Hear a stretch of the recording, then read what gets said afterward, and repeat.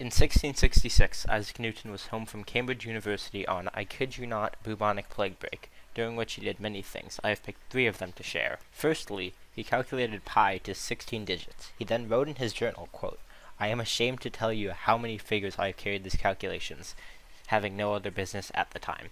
Similarly, on my coronavirus break, I've googled the first 16 digits of pi.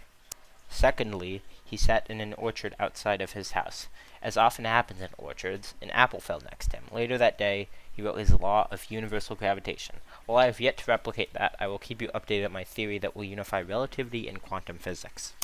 Lastly, he invented and wrote the first book on calculus. This is what I will replicate in this video. However, I have found a subject much more vital to the progression of humanity, my grand theory of e-dating. A fundamental principle of e-dating that must be understood to delve into any of the deeper topics within the subject is the principle of gender asymmetry. What do I mean by this? Well, in the study of e-dating, not all laws that apply to males also apply to females. To this proposition, you may exclaim, Snake, you sexist asshole. But look at the bedwars leaderboards. With this gender imbalance, there is no way that the laws would affect each gender in the same way. Only 25% of the top 16 are girls. For the sake of time, I will only go over laws for boys. That choice definitely was not made because I couldn't think of any for girls.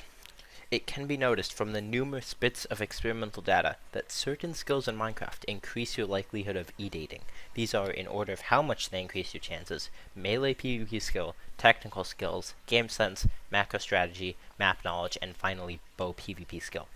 Why this order specifically? Well, just look at the data. For PvP skill, consider someone like Swift.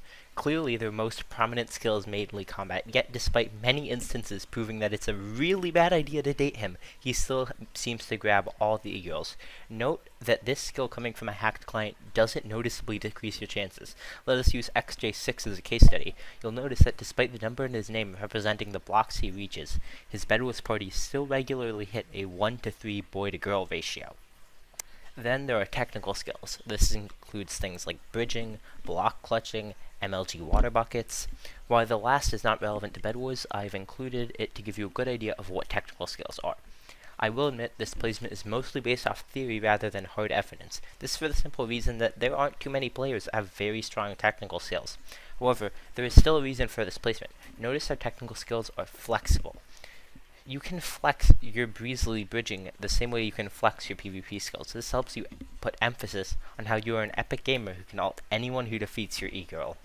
Then there are the 3 mental skills, skills that are less about execution and more about decision making and memorization. Game sense is rated first among these 3 due to the case study of Turtlelord66. Turtlelord, when he still played, was considered to have the best game sense of any player. While they are not still dating, Caro and Turtlelord were quite a well-known couple back in 2018.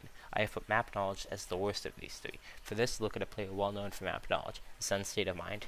He knows ways to 32 block maps like Eagle and Mario, and while one may point out that Zen is dating Josie's State of Mind, they are not truly e-dating because they have met in real life. Disgraceful. Lastly, you have bow skills. There is one player that comes to mind when you think of bows, Nigalfar. Not only is he not e-dating anyone, but he is also married in real life. But it gets worse. He even has a kid. The furthest you can possibly get from e-dating is fitting for the man with the lowest skill on the e-dating ladder. What a fucking L. There are, of course, many other traits that can get you e-girls. You need to have an OG name. Having been banned from the hive, whether false or real, also helps. And, most importantly, you must never, ever become a moderator. You need to be gay to be a mod. 'Cause Sour Matt needs options.